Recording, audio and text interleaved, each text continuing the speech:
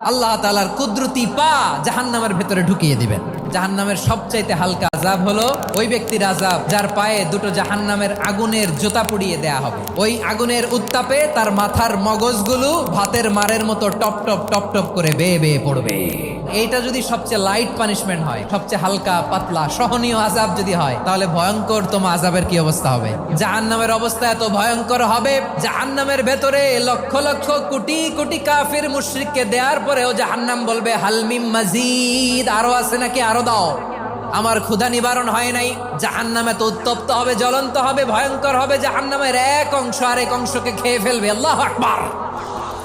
জাহান্নামের রক্ষী ফেরেশতারা কি করবে তারা নিজেরাও বুঝতে পারবে না। কোনো কিছুতেই যখন জাহান্নামকে শান্ত করা যায় না, আল্লাহ তাআলা তার কুদরতি পা জাহান্নামে ঢুকিয়ে দিবেন। দেওয়ার সাথে সাথে জাহান্নাম থেকে আওয়াজ আসবে, কাত বিইজ্জাতিকা ওয়া বিকারামিকা, আল্লাহ আপনার ইজ্জতের কসম, যথেষ্ট হয়েছে, আর লাগবে না। সুবহানাল্লাহ বলেন।